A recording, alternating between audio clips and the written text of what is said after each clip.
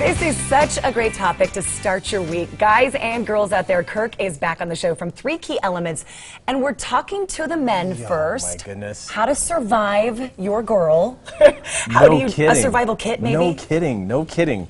I got to just say this, though. My wife and I teach a class called Royalty and Romance, and I noticed that the men struggle trying to figure out women. Are you guys tough to figure out? You guys got it all figured out, right? I think we're pretty easy, actually.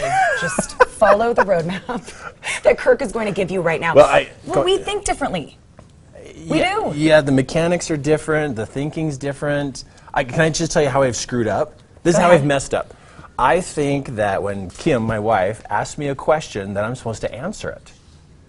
When she asks me questions, I think I'm supposed to answer every question that she asks. But what I'm learning is that women have connection and relationships through conversation.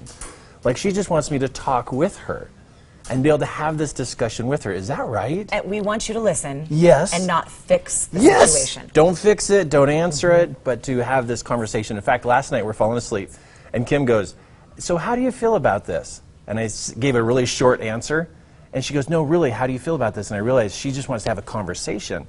So we started having a conversation, and I felt this connection get back together, like, before we fall asleep last night.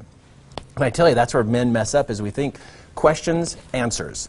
Women are questions, conversation. So how did that little light go off in your head? Survival! Gotta survive my marriage, survive. And I know other men wrestle with this too. They keep thinking they have to have all the answers, but women want to have a conversation. What about our emotions? How can guys navigate that minefield? Wow. So, this is what I would suggest to a man. When a woman's having emotions, let her have emotions, but you not get wrapped up into the emotion. Because she wants to be able to feel safe in being able to have whatever emotion she wants, and know that you're not going to, as a man, going to collapse or go into spiraling down and to be, she wants to see you as the strong place. That she can have whatever emotion she wants to have, and you still are strong no matter how she feels. Can I add another tip? Saying calm down will never get you anywhere. Like, when we are emotional, Don't say that. Those 2 words are not the words you're supposed to say. There's 3 things here: touch, talk, and safety. Touch, talk, and safety. And so that's why I keep repeating in my mind, is that I need to have conversation, and there's gentle touch, and I got to cause a feeling of safety for her. But if I have touch and talk and safety, we're going to have a great relationship. But if there's not safety, there's not talk going on, and not a little bit of, just love touch throughout the day, we're going to have a rough experience. All right, so for the men, how do you feel understood by your woman? How do you teach men to communicate? I would have to say, stay in the conversation. Men too much are in the conversation, then they drop out of it, and then they try to come back to it, and you're not going to be heard. I mean, women talk, and they just keep talking, and they're always connected, but men, we tend to go inside and try to figure things out, and so we disconnect from her, and then we lose that credibility. And so to stay in conversation about whatever's going on. Don't fix everything, but stay in a conversation, and you'll be understood yourself as a man. Do you have a key word for yourself that you're like, whoops, I'm trying to dive in here and make it all better, and I shouldn't? Should you have a moment where you say, I gotta stop? My piece on the inside is conversation, not answers. Conversations, okay, guys, not answers. Conversations. Okay, how do you be her hero?